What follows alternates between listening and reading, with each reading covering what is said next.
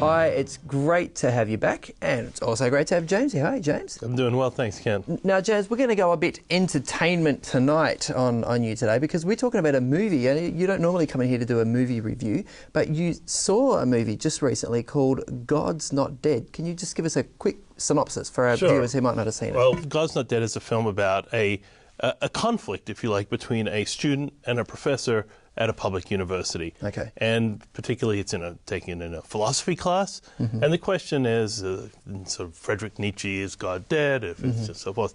And there's a debate that goes on, and that sort of drives the narrative of the film. Good. Would you recommend it? Good movie?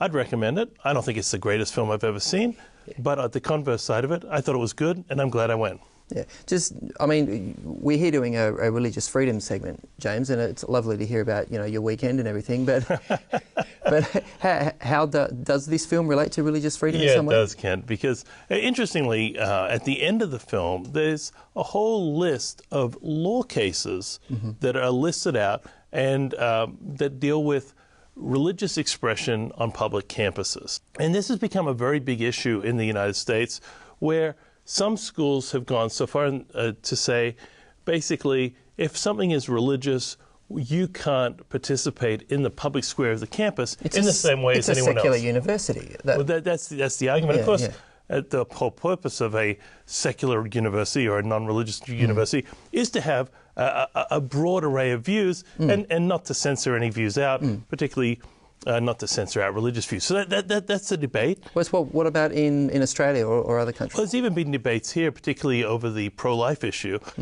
University of Sydney, things went so far as, first of all, there were people petitioning that no pro-life group could participate because, well, that excludes the views of other people, blah, blah, blah, blah, blah. It's kind of ironic using free speech against free speech, and even going so far as at a University of Sydney open day where all the students put up their booths and so forth, the pro-life booth was attacked and vandalized. So this is happening in liberal, open, free speech Australia.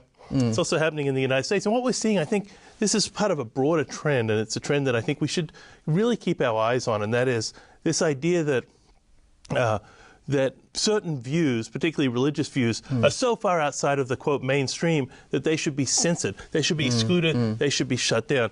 In this particular case, students standing up for the proposition that life before birth should be protected.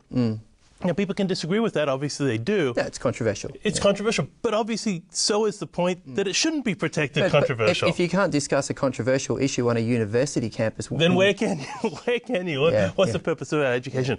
So, this film, God's Not Dead, I would recommend to people, not because it's the greatest script that's ever been written, not because the acting is so fabulous, although the acting is fine and the script is fine, but because it starts to raise the sort of issues that I think people have to deal with, and are increasingly having to deal with at a rather vulnerable age, where you just left home, you're off in college. Trying to find your identity. Are you going to have the strength, if you're confronted, to stand up and say, you know what?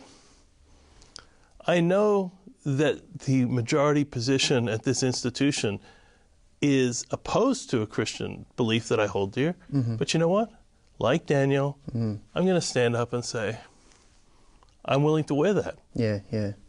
And I guess we as the church need to be able to prepare prepare and protect and support those students who are going through those situations. I think you're absolutely right, although to protect is probably impossible. Prepare is actually more important. Great. Thanks for your time, James. Pleasure.